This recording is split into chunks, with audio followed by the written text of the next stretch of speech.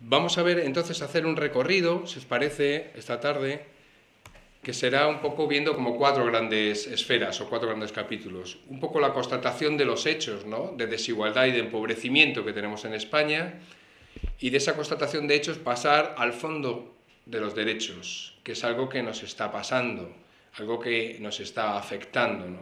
Y para darnos cuenta sobre todo de que no es un problema meramente coyuntural de crisis, sino un problema estructural que nos está abriendo las puertas a la construcción de una nueva sociedad, una sociedad muy distinta a la que hemos conocido hasta ahora.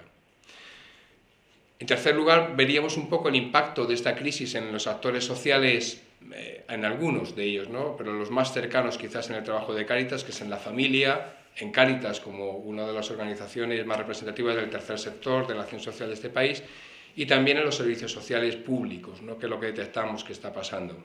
Para terminar con algunos retos para la acción caritativa de la Iglesia, ¿no?, esta realidad, qué es lo que nos dice, por dónde tenemos que tirar, por dónde podemos ver algunas luces, digamos, o posibilidades de transformar la sociedad hacia otro camino. Bien, de la constatación de los hechos, ¿verdad?, desigualdad y empobrecimiento en España. La construcción de la desigualdad en España parte de cuatro fracturas significativas y que son las que están dualizando nuestra sociedad.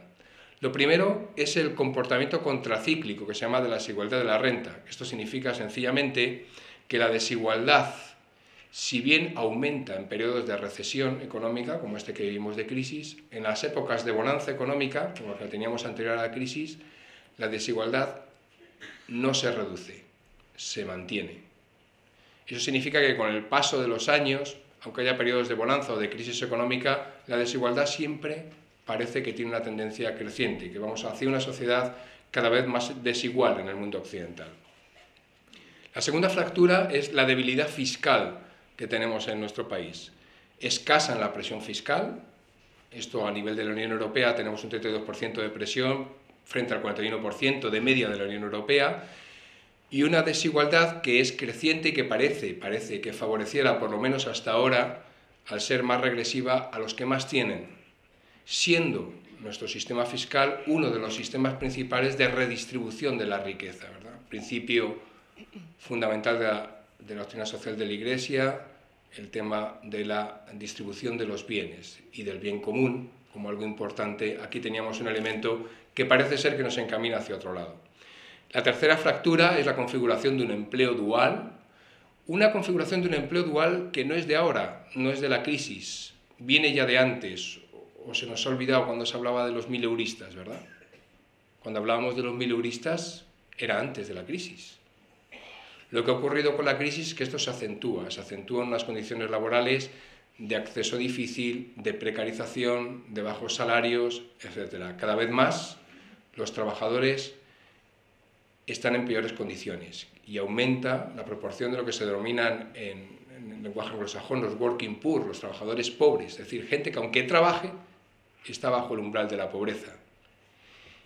Y esto es algo muy importante porque de repente el empleo está dejando de ser un elemento, digamos, de integración o de inserción social, porque la precarización es de tal calibre que no consigue, al menos en términos económicos, la integración de las personas. Y la cuarta fractura es el recorte progresivo de los derechos, recorte que nos igualaban como ciudadanos, igual que el sistema fiscal, que debía de ser una de sus pretensiones, tanto en la sanidad como en la educación, como en el acceso a prestaciones y servicios sociales, se está fragmentando a la población, cuando no, incluso imposibilitando su acceso a servicios sociales básicos, ¿no?, o de la sanidad también, ¿no?, y en educación. Aquí tienen un gráfico de la evolución de la desigualdad en España. Es un indicador que se llama el 80-20, que calcula un poco el 20% más rico cómo está en relación al 20% más pobre. Es un indicador universal que se utiliza en los países occidentales, especialmente en la Unión Europea. Entonces tienen ahí en trazo continuo en negro España y en trazo discontinuo abajo la Unión Europea. Es el periodo de la crisis, del 2004 al 2012, y pueden observar claramente el despegue vertiginoso que ha tenido el tema de la desigualdad en España en época de crisis.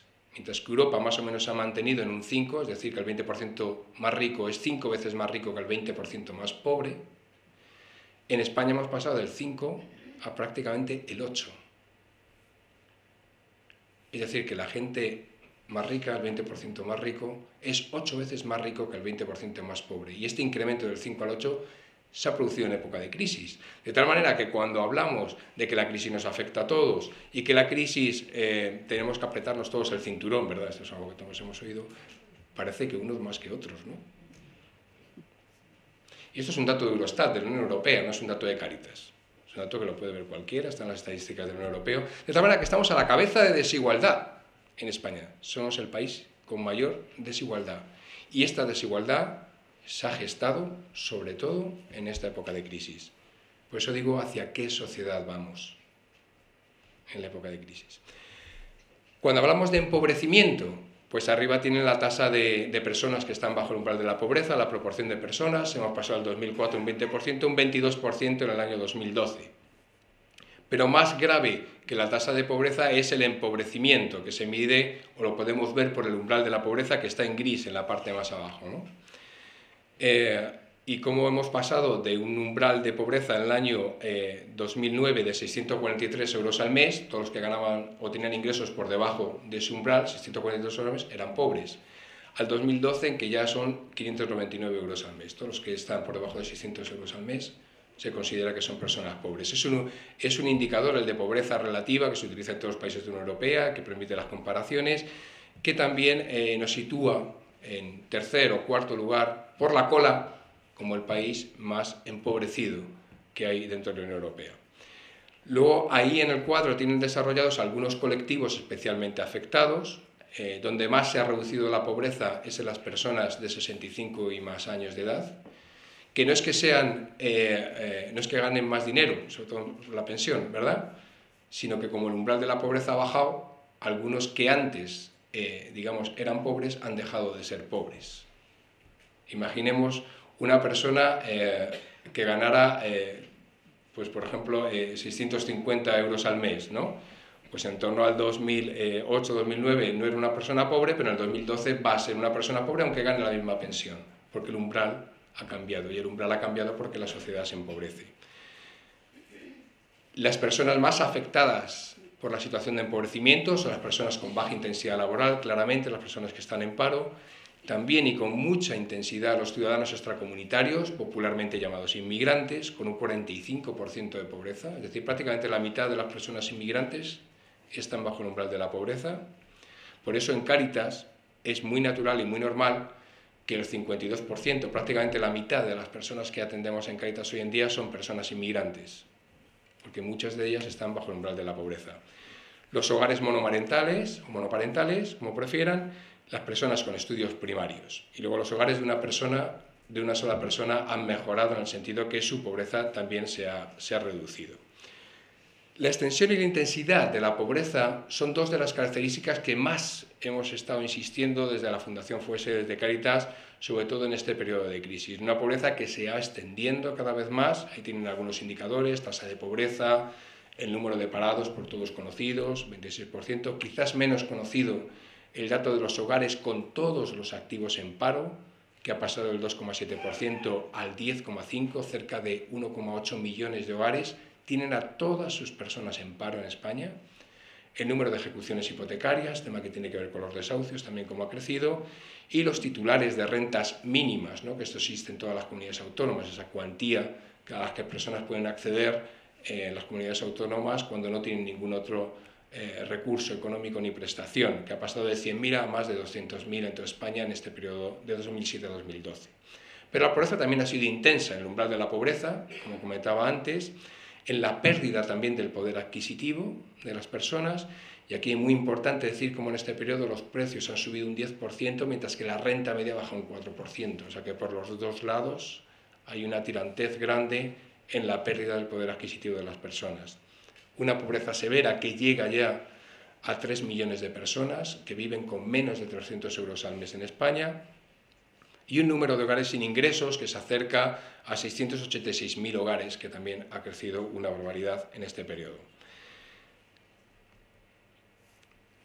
Otro dato importante que tiene que ver con la desigualdad y también con la pobreza es el aumento de la cronicidad de las personas. Es decir, personas que han entrado bajo el umbral de la pobreza pero que se mantienen ahí durante largo tiempo. Según la EPA, la encuesta de población activa, un dato muy interesante, pero muy importante también, ¿no? y muy grave, es que el 25%, ¿verdad?, de las personas que están en paro llevan más de 3 años buscando trabajo. Eso es aproximadamente 1 millón de personas. Esto es un dato bastante importante y sobre todo sangrante para las personas de 50 y más años de edad que ya prácticamente no ven futuro más allá a partir de esa edad porque el mercado laboral no encuentra lugar para ellos.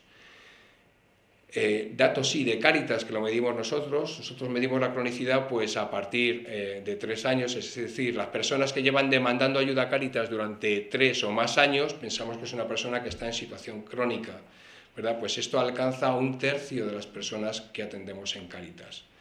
Lo que eso significa es que tenemos una regularidad presente muy grande en cuanto a la cronicidad de las personas. Los perfiles los tienen ahí, suelen ser personas desempleadas de larga o muy larga duración, jóvenes desempleados, mujeres solas con cargas familiares, familias monoparentales, familias jóvenes también encabezadas por padres de 20 a 40 años con 1 o 2 hijos menores e inmigrantes en situación de irregularidad y metiendo paréntesis aquí y subrayo sobrevenida. Muy importante, y hago un pequeño paréntesis con este tema, que no se trata de inmigrantes que hayan atravesado el estrecho por Ceuta o en Patera, que esos son muy poquitos. Estimamos que la crisis ha generado aproximadamente en España 1 millón de personas en situación de irregularidad sobrevenida.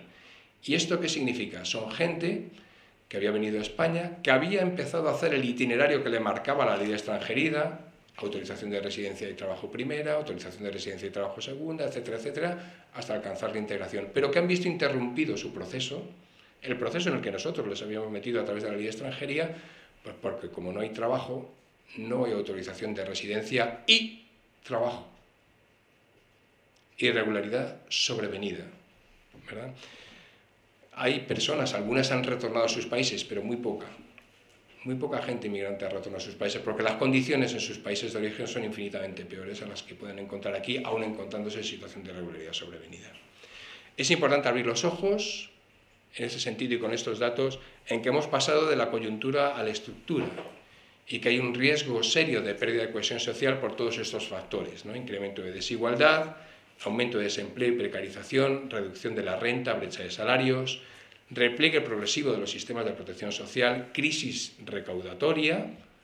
Parece que este año vamos a vivir o afrontar una ley, una reforma fiscal, ojalá fuera en términos progresivos o en términos de mayor igualdad. Mucho nos tememos que en la misma línea en que hemos visto las reformas que se han acometido hasta ahora, lo que van a generar, o van a consolidar, mejor dicho, es esta sociedad de mayor desigualdad. Diferencias territoriales y desgaste, ¿no?, en los mecanismos de protección social y familiar, que algo veremos. Segunda cuestión, pasamos de los hechos, que los hemos constatado, al fondo de los derechos que nos están afectando, ¿no?, los cambios. En aras de las medidas de contención del déficit público que se empiezan a adoptar, ¿verdad?, a partir del año 2010, hay un cambio, hay un punto de inflexión de cambio en cuanto al acceso a los derechos sociales. Empezamos a vivir, en las personas que atendemos en Cáritas, recortes en bienes básicos, reducción de cuantías en las prestaciones y exclusión de algunos colectivos de servicios básicos para las personas. Se debilitan así los mecanismos de protección y distribución en la administración pública, dándose una paradoja, ¿no?, y es que se empieza a cobrar cierto protagonismo el tercer sector de lo social, que también está muy mermado, ¿no?, en cuanto a fuerzas. Hay una progresiva, así dice, diferenciación ciudadana en el acceso a los derechos básicos, que va a marcar nuestra estructura social en los próximos años. Va a marcar el que unos accederán más y mejor y otros menos y peor a esos derechos. Ha habido 4 mecanismos en los cuales se apoya esta reducción de derechos. Un estado de bienestar mínimo, que se está reduciendo, es decir, la presencia del Estado, de la administración pública en cuanto a lo social, se está reduciendo. Un sistema familiar de contención, que ha actuado brillantemente durante la crisis, pero que tiene sus límites y se ve desbordada la familia, ¿verdad? Una economía sumergida de complemento, que es la segunda estrategia de las personas, la segunda después de la familia, para sobrevivir en época de crisis es recurrir a la economía sumergida.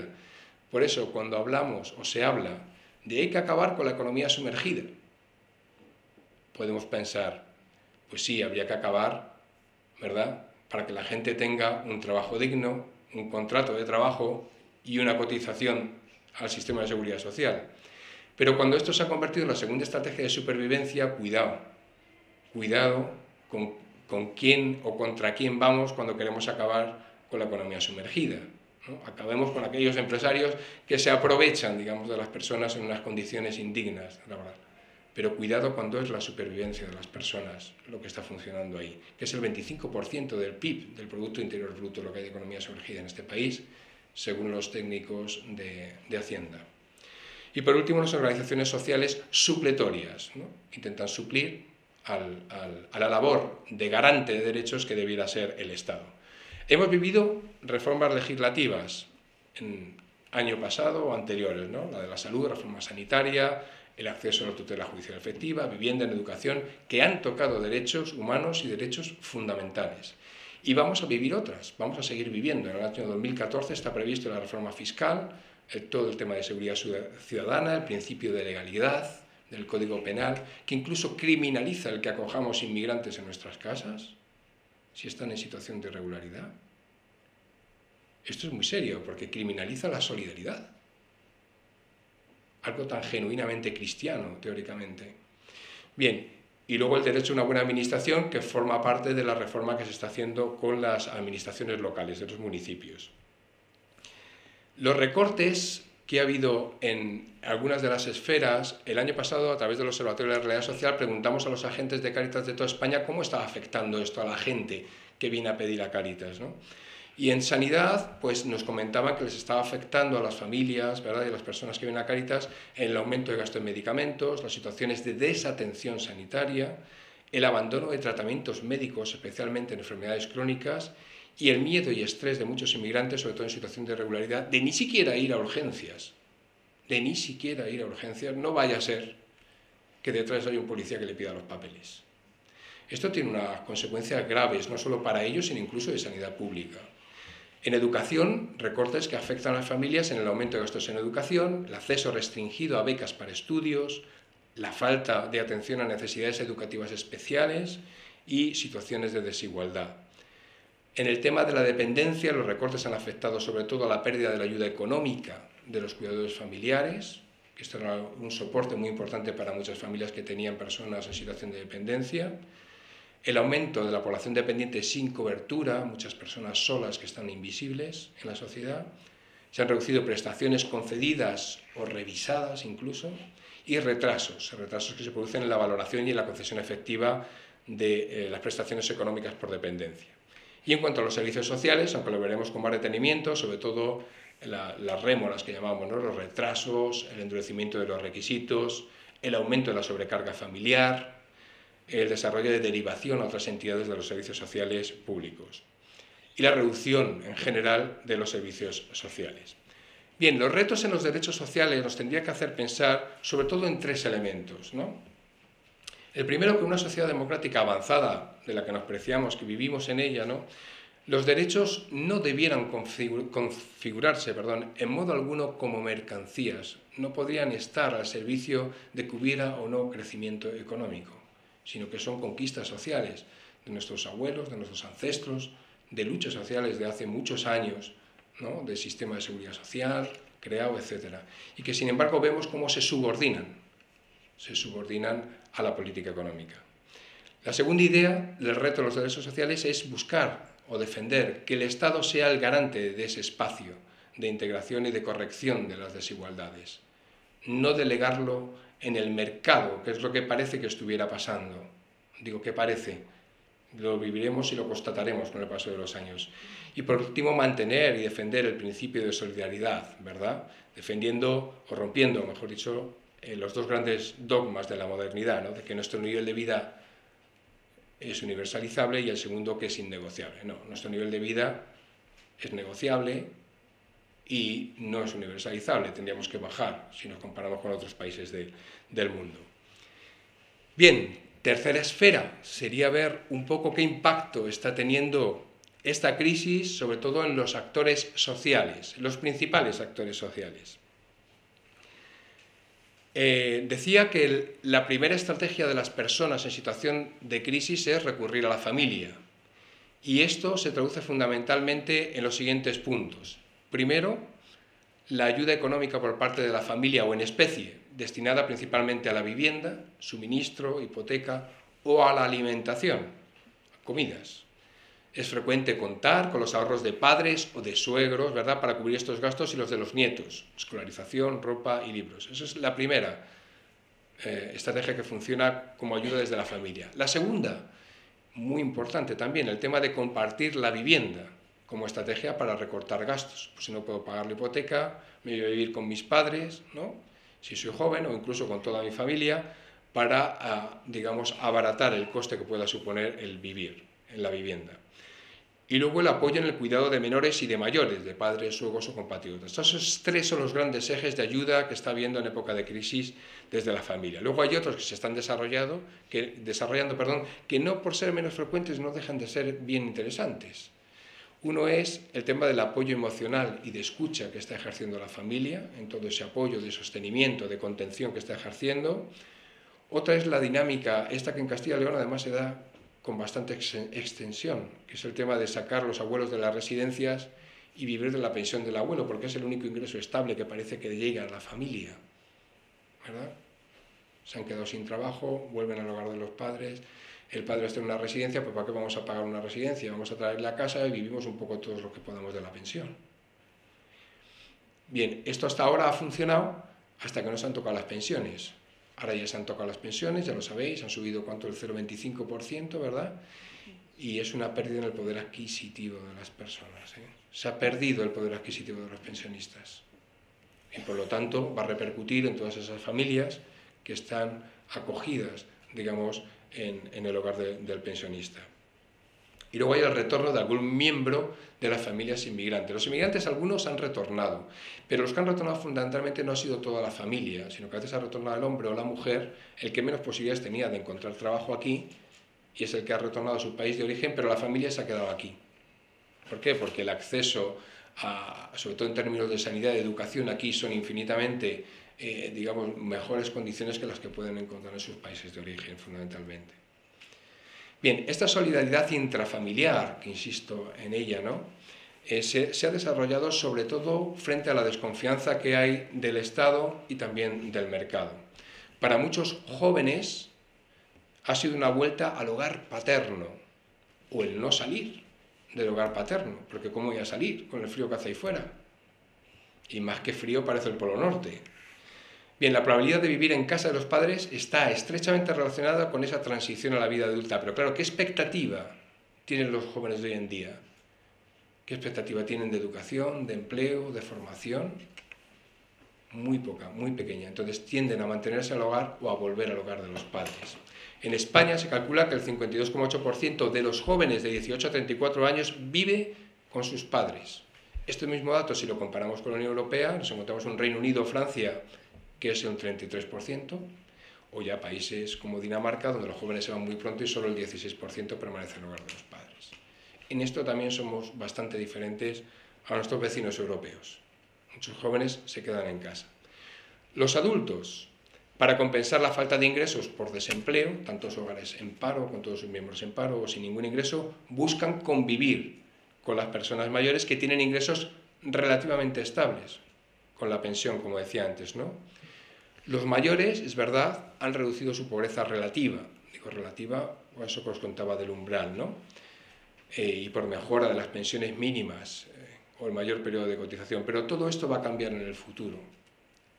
Va a cambiar mucho en el futuro. Porque, por ejemplo, si cogiéramos un joven de hoy en día de 30 a 35 años, ¿cuál está siendo su carrera de cotización? 0,0, como la cerveza sin alcohol. ¿Verdad? No hace. Y sin embargo, los requisitos para acceder a una pensión, los años de cotización, cuando te vas a jubilar, todo esto está aumentando cada vez más. Con lo cual, en el futuro probablemente tengamos una población no solo más envejecida, sino más pobre. Habrá muchas personas mayores que en el futuro, 2030, 2040, vivirán solamente con la pensión mínima. Ese es el futuro que nos aguarda, porque el futuro se está gestando en el presente de hoy. Por eso os decía, es muy importante cuando exploremos el futuro observar el presente y también que echemos una mirada al pasado. Bien, en 1 de cada 5 hogares con todos los miembros desempleados vive una persona de 65 y más años. Esto es un dato de un estudio que hicieron en la Caixa. Son cerca de 300.000 familias. De tal manera se produce esto, que los jóvenes no salen, no vuelven, o que los adultos regresan y están con su abuelo pensionista o abuela, que el tamaño de la familia aumenta. Claro, porque se produce una especie de reagrupamiento familiar, ¿verdad? Hay retraso en la emancipación y por vuelta al hogar de origen, incorporándose cada vez más a hogares de personas mayores, que son los que dan hoy en día una mayor estabilidad cuando no hay ninguna otra salida. El impacto en la familia hemos visto. Veamos ahora el impacto en una organización de iglesia como es Cáritas, bastante representativa, digamos, del tercer sector de la acción social. En Cáritas se ha triplicado el número de personas atendidas, pasando de 400.000 personas en el año 2007 a 1.300.000 en el año 2012. Esto, bueno, yo todavía me pregunto como organización cómo lo aguantamos. Y hablo ya no solo de los recursos económicos, hablo de los voluntarios, de las parroquias, la presión grande, ¿verdad?, que muchos de vosotros conocéis y que estáis viviendo en este sentido, ¿no? Pero a eso, ese aumento de la demanda que pareciera que ya está tocando techo, digo que pareciera, se suma la cronificación y el empeoramiento de las personas. Personas que se cronifican, se mantienen ahí y no hay salida, porque el mercado, entre otras cosas, el mercado laboral no ofrece salida. En términos de recursos económicos, es verdad que la institución ha aumentado los recursos económicos de los que dispone a nivel nacional, pero hay que contar o tener en cuenta que este crecimiento ha sido del 27,3%, cuando el aumento de la demanda ha sido de cerca del 300%. No es comparable, ¿verdad? Lo mido en términos relativos, ¿vale?, para que nadie se asuste, que si empezamos a dividir los millones de euros entre la cantidad de gente que atendemos, al final tocan a 5 euros al mes. Así que, bien, importante el impacto que está teniendo en la organización. Hay necesidades que demandan las personas que vienen a Cáritas que no están siendo cubiertas por nuestro modelo de bienestar, sobre todo el tema de endeudamientos, impago de hipotecas y dificultades en suministros y alquileres. De esto se está haciendo cargo especialmente Cáritas. Hay un proceso sostenido de destrucción de empleo y de precarización también, que nosotros ahí lo más que podemos hacer es orientar, formar a las personas laboralmente, pero no podemos dar empleo. Eso forma parte del mercado laboral, ¿no? Y luego el progresivo agotamiento de las ayudas de protección social, ¿no?, con esos retrasos en la administración pública, el endurecimiento de los requisitos o las reducciones presupuestarias, ¿no?, que son las 3 rémoras que señalamos en los servicios sociales públicos. En este gráfico pueden ver cómo la mayor parte de las ayudas, digamos, que Cáritas está ofreciendo a la gente que viene demandando ayuda, tienen que ver sobre todo, primero y principalmente, con la alimentación, segundo, con temas relacionados con la vivienda, especialmente suministros, luz, agua, gas, y en tercer lugar, con temas relacionados con el empleo. Son las 3 grandes ayudas, ¿no?, o necesidades más demandadas por las personas. En los servicios públicos, ¿qué sugiere o qué está sucediendo y qué estamos de alguna manera denunciando desde los últimos 4 años a través del observatorio? Bien, las 3 rémoras. La primera, el retraso. El retraso en la concesión o el retraso en la atención. Como media en España, 22,8 días para concertar la primera cita. Es decir, casi un mes para que usted la atienda en los servicios sociales públicos. Esto varía en cada comunidad autónoma, varía en cada ayuntamiento. Algunos es más, menos. Esto es la media en España. Un mes para que le den primera cita. Y luego 72,9 días, ¿verdad?, que son casi 3 meses, entre la primera cita y la respuesta efectiva. De tal manera que entre que una persona necesita ir a los servicios sociales y tiene una respuesta efectiva, entre comillas, ¿verdad?, pasan 4 meses. ¿Qué hace esa familia? ¿Qué hace esa persona durante esos 4 meses? Pues se supone que se da los servicios sociales públicos porque lo necesita. Tiene una situación de necesidad. Esto revela otra cuestión importante también, y cuando vamos a las rentas mínimas, que están las hay en todas las comunidades autónomas, y les preguntamos a nuestros agentes, oye, ¿cuál es la media, ¿no?, el tiempo que tardan en tu comunidad autónoma de gestionar esto? La media en España es de 198 días. ¿Cuánto es en meses esto? 6 meses. Casi 7 meses. Más de medio año. O sea, una persona que no tiene ningún ingreso y que recurre a los servicios sociales públicos para que le concedan una renta mínima, va a pasar 7 meses que de qué vive. Trae 3 consecuencias estos retrasos. Uno, el empeoramiento de la situación social de esas personas, claramente, y de esas familias. Segundo, la difícil adaptación que constatamos de los servicios públicos al funcionamiento, digamos, de lo que está sucediendo de emergencia y de urgencia social. Y tercero, que se adelanta el dinero por parte de organizaciones como Cáritas. Les cubrimos. Hasta que te den la renta mínima, pues venga, te vamos a ir adelantando una ayuda hasta que te la concedan y luego, a ver, si te la dan con algunos meses de antelación, pues recuperar. Bien, segunda rémora, los requisitos de acceso se han endurecido. Antes no había el requisito de empadronamiento o había el requisito de empadronamiento 1 año para poder acceder a los servicios sociales públicos. Actualmente, según cada ayuntamiento, oscila entre 1 y 3 años de empadronamiento. Esto deja fuera, además, arreglar las cosas, ¿no? Con que me digan que la prima de riesgo baje, aunque me digan que el PIB va a subir, aunque yo al final sospecho porque no veo el cambio realmente, ¿no? Sospecho que la gente sigue en paro, etc. Y es quizás, o por lo menos esto se va diciendo desde hace algunos años, ya incluso antes de la crisis, que en las políticas no se pone el acento en el desarrollo de las personas, en la centralidad del sujeto, de la persona, de la familia. Es como si nos hubiéramos convertido, cada vez más nos estuviéramos convirtiendo en esclavos de la economía, y nos convertimos en servidores de la economía. Y no, hombre, la economía está al servicio de las personas. Esto lo dice la doctrina social de la Iglesia desde hace más de 100 años.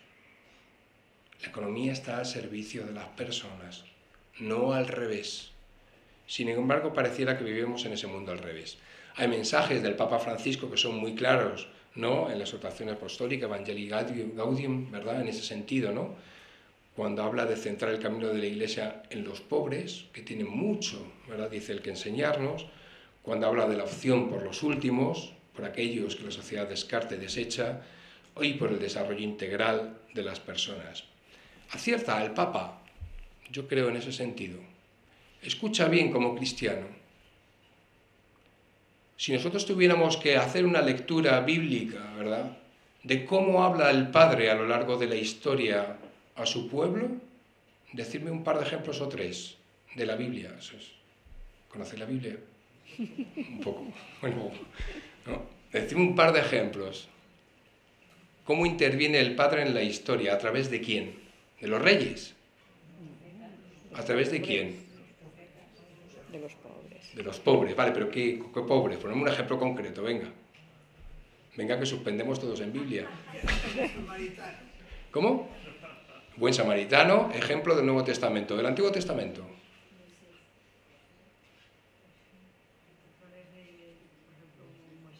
Moisés, el pueblo de Israel, un pueblo esclavo, un pueblo pobre. Es decir, situarnos desde la perspectiva de los pobres y situarnos con el Padre. Situarnos desde la perspectiva de los pobres y situarnos con Jesús. Desde esa perspectiva, humana, cercana y desde la pobreza. De hecho, a nosotros nos gusta decir a veces que ojalá uno de los indicadores de desarrollo de los países no fuera tanto el PIB, Producto Interior Bruto, sino cómo atiende una sociedad a los que tiene más en la cuneta, a los que tiene más excluidos. Ese debiera ser un indicador genuino de desarrollo de una sociedad. ¿Cómo atendemos a los pobres? Y estos pobres, ¿qué es lo que esperan de nosotros? Esperan que combatamos las causas del empobrecimiento. ¿Con la denuncia? Sí. Esperan que no les juzguemos, que les comprendamos. Esperan también que no les reduzcamos a sus carencias y necesidades, sino que seamos capaces de ver más allá de los 4 dedos del vídeo. ¿Lo habéis entendido un poquito el vídeo? Sí, no hay que ver 4 dedos. Mira, ¿cuántos dedos hay? Dice 8. Eso es, tienes que ver más allá de la persona que atendemos. Esperan que actuemos con otros, que no vayamos como francotiradores por Cáritas y qué bien nos tratan en los medios de comunicación y qué bueno y qué bonitos somos y qué magníficos. No, tenemos también nuestras sombras Y lo bonito de esto es intentar ir con otros también, ¿no? De la mano. El no ser cómplices de la injusticia, con nuestro silencio y con la prudencia, esperan también que nos movilicemos para transformar la sociedad y que trabajemos desde nuevos valores, ¿no? Recuperar la humanización del encuentro, ¿verdad? La actitud esperanzada, la renuncia, aquello del vivir sencillamente para que otros sencillamente puedan vivir, lema de la campaña Cáritas de los últimos años, va en este sentido, ¿no? Que podemos hacer eso. Porque realmente lo que transforma, como dice aquí, la vida de cualquier persona es el amor recibido. Y ostras, vete tú a contarse eso a los políticos, claro, pero si ellos están con la prima de riesgo. Nosotros no estamos ahí. Nosotros estamos con el reino y con construir el reino, y el reino se construye desde aquí. Por eso, el panorama pesimista que hemos visto antes, por favor, no son 4 dedos, son 8. ¿Sí? Bien, 4 grandes retos que podemos ver en nuestra vida, en nuestro trabajo, en nuestra manera de hacer, que podemos tomar o hacerlos nuestros, en la medida que cada uno vea y pueda. Lo primero, la necesidad de una expresión política en nuestro trabajo. Esto no significa meterse en un partido, que bueno, también pudiera estar bien, a ver si cambian algo desde dentro, no sé. Hablo de otras cosas, hablo del trabajo en red, es decir, el trabajar con otros, ¿no? El considerar que las personas son antes que la economía, el sentarnos a construir políticas sociales en nuestro barrio, en nuestra área rural, el enfoque de los derechos, que no perdamos de vista esto, que estamos atravesando un difícil momento de reducción de los derechos, ¿no? Y de desigualdad social, el complementarnos con la administración pública como organización y el buscar esto, ¿no? El destino universal de los bienes y el bien común, principios básicos de la doctrina social de la Iglesia. La riqueza no es posesión, la riqueza no es una propiedad privada. La Iglesia, en su doctrina social, lo que dice, la propiedad privada existe en la medida, o es lícita en la medida en que está al servicio de los demás. ¿Sí? ¿Alguien sabe la doctrina social de la Iglesia un poco? Es así, ¿no? ¿Cómo se define la propiedad privada? Segundo reto, la comunidad como medio. La comunidad. No la persona de Cáritas en su despacho, ni los servicios generales con su flamante equipo de estudios, que no lo somos. No somos flamantes. Eso significa ayudar a la gente cuando viene a potenciar vínculos sociales y comunitarios. Si yo en mi parroquia me dedico solamente a ver una persona con una necesidad y no veo más allá que los 4 dedos y a cubrir su necesidad con lo que haga falta, una ayuda de alquiler, una bolsa de alimentos, me da igual, flaco servicio estoy haciendo en esto de la comunidad como medio, el que esa persona vea que yo no estoy ahí por mí, estoy enviado por mi comunidad y es la comunidad la que te acoge. Y ojalá todos los cristianos tuvieran muy claro en nuestras parroquias, ¿verdad?, que tan importante como ir a misa o la Eucaristía o los sacramentos, etcétera, es el ejercicio de la caridad, con mayúsculas, con amor, ¿verdad? Desde el testimonio, es decir, contar aquello que hacemos, ¿no?, en coherencia con el Evangelio y la doctrina social de la Iglesia, con las líneas y valores de la institución, ejercitando la denuncia, que nos cuesta mucho, pero bueno, ahí está, la denuncia es importante. Y a veces nos equivocaremos, bueno, pero si no arriesgamos nada, no cambiará nada. Y preparando esa sostenibilidad para el futuro, ¿no?, también a la que nos vamos a enfrentar. Ese envejecimiento de agentes que tenemos, ¿verdad?, en nuestras parroquias, necesidades de modernización, todo el tema de parroquias rurales, que en Castilla y León muy intenso, ¿verdad?, y los jóvenes alejados de nuestra Iglesia. Son retos para nuestra sostenibilidad. Tercer reto, el acompañamiento como proceso. Somos agentes de transformación, no de paliación de necesidades. Somos agentes de transformación. ¿O qué fue Jesús en su vida? ¿Nosotros que somos cristianos? ¿Somos seguidores de quién? De Cristo. ¿Y Cristo qué fue? ¿Un agente de transformación o un agente de paliación de necesidades? Fue un agente de transformación. Muy importante sentirnos ahí, ¿vale? No se trata de hacer fuegos artificiales, sino intentar cambiar la realidad de las personas. Y aquí el acompañamiento juega un papel crucial. ¿Y qué es esto de acompañar? Pues mirar, dicho breve y en sencillo, que es en las palabras en las que los voluntarios y los agentes de Cáritas nos lo han dicho a los sabios del equipo de estudios, que repito, no sabemos nada más que aquello que vosotros nos decís. Primero, que las personas se sientan, no es que sentarse en el despacho, sino que se sientan de corazón, acogidas, valoradas y queridas, con una escucha activa. Lo importante cuando una persona viene a Cáritas no es que le dé una bolsa de alimentos y que se vaya feliz por la puerta y yo también porque me he ganado el cielo con la bolsa que le he dado. Lo importante es ese encuentro, independientemente de su resultado. El encuentro humano, eso no tiene precio. Y eso lo hacemos, y lo sabemos hacer. Yo creo, y humildemente lo digo, creo que no lo ponemos suficientemente en valor. Porque si a esa persona le preguntamos y le investigamos, estoy seguro que ella sí que lo valora, aunque no nos lo sepa expresar. Pero una de las cosas que más nos sabría decir es que se ha sentido escuchado, que se ha sentido acogido. Eso significa crear y recrear espacios de referencia donde las personas, cuando vengan, no, es que voy allá a Cáritas porque me dan de comer. No, voy allá a Cáritas porque me escuchan, porque me siento bien, me respetan. Seguro que esto lo habéis escuchado muchas veces, pero no lo ponemos suficientemente en valor, ¿verdad? Desde las capacidades y potencialidades de las personas, no ver cuatro dedos, ver más allá, que esas personas pueden hacer cosas, ¿no? Desde ellas mismas, para reconstruir no solo su autoestima, sino ir infinitamente más allá de lo que nosotros incluso pudiéramos pensar. Y por último, encontrarnos en estado de esperanza, en estado alegre y de sentido vital, ¿no? Contagiar esto a la gente.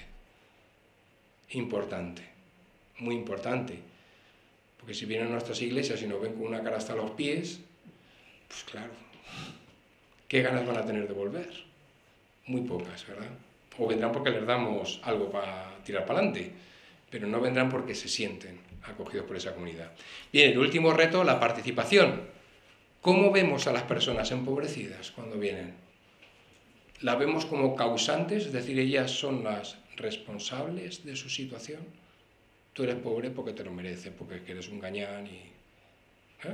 ¿Las vemos como víctimas? Ay, pobrecito, venga, yo te ayudo, paternalismo. La vemos como que son capaces. Pues tienen potencialidades, ahí vamos dando pasos. Pero sobre todo, ojalá algún día llegáramos a verlas como corresponsables. Tan responsables como nosotros. Para no cargarnos en esta espalda que muchas veces llevamos y que nos hace ir encorvados, como, es que si no le ayudo, parece que yo soy malo haciendo el trabajo. No, aquí lo importante es el encuentro. Y cada persona necesita su tiempo también para encontrarse a sí misma, pero ella es corresponsable también en salir de esa situación, y eso es importante. Bien, desarrollar eso significa el empoderamiento de las personas desde su autonomía, desde su propio proyecto de vida, y promover esa implicación, esa corresponsabilidad, ¿no? Ojalá algún día pudiéramos decir, las personas vienen como afectadas a Cáritas, pero salen activistas, salen activas, salen que se mueven, salen vivas, ¿no? El valor aquí de la democracia y la participación también es importante, que les hiciéramos partícipes a ellos también de nuestra acción, ¿no? Que ellos pudieran hablar, opinar sobre aquello que hacemos en nuestra parroquia, en nuestro proyecto. Es importante, ¿no? Esa participación, esa escucha no solo de lo que te pasa, sino de lo que tú puedes hacer para ayudarme a mí a ese encuentro, a esa Cáritas, ¿verdad? Que tuviera mucho más que ver con lo humano. Bien, para terminar, ¿estáis un poco mejor o no? Un poco. Un poco mejor. Bueno, pues para terminar ya os voy a planchar. Y decimos que es importante que este proceso de cambio, que tiene que ver más genuinamente con lo que es Cáritas, si somos capaces de atravesar esa realidad, de verdad que nos vamos a liberar, ¿no? Hay que atravesar esta parte nuestra que está un poco enferma, ¿no? Y reconocernos como enfermos, ¿no? No hay nada que temer a quedarnos expuestos delante de una persona que viene. No hay nada que temer. ¿Sabéis cuántas veces en el Evangelio dice Jesús lo de no temáis? Yo no lo sé, lo estoy preguntando porque todavía no lo he contado. Pero lo dice muchas Muchas veces dicen, no temáis. Bien, en este proceso gocemos también dándonos cuenta de que muchas veces fantaseamos. Vivimos de nuestras fantasías polares, ¿no? Por triunfalismo, qué buenos somos, qué bonito lo hacemos, o por derrotismo, no hay nada que hacer, esto es lo bueno, cada vez vienen más, no hacen más que pedirme esto. Salgamos, trascendamos esa fantasía. Por aquí me vienen mis aprendizajes de arte terapia, que ya preguntabas por ello. Bien, trascender esa fantasía, que muchas veces es institucional, también nuestra, ¿no? Es importante, ¿no? Y no sé si conocéis la película esa del Cisne Negro, ¿la habéis visto? Pues tiene que ver con esto, con trascender lo que es real, ¿no? Ver lo que es real. Los niños en esto saben mucho, ¿eh? Cuando a un niño le preguntas, va a saco, te dice objetivamente lo que está viendo. Y no se hacen paradas mentales que nosotros nos hacemos muchas veces, ¿no? Y son esa parte de fantasía. Y luego tomar perspectiva, que es lo que hacemos, por ejemplo, un día como hoy. Nos sentamos aquí, escuchan a este de las melenas, a ver qué nos cuenta, y tomamos perspectiva. Tomar perspectiva para ver la realidad es importante porque salimos en un momento, en un instante fuera de ella y somos capaces de ver con un poquito con objetividad o con más objetividad qué es lo que nos puede estar pasando, ¿no? Y eso nos va a ayudar a gestar cambios profundos, ¿no? Y en esos cambios profundos a veces hay que perderse, hay que vaciarse. Si la botella la tenemos llena de tiempo, llena de los quehaceres, llena de un montón de cosas, nada va a poder entrar ahí. Nada. A veces tenemos que pensar en qué vaciamos para estar disponibles para eso del acompañamiento o para eso del encuentro. Vaciarse. Importante perderse para encontrarse, vaciarse para encontrar. Bien.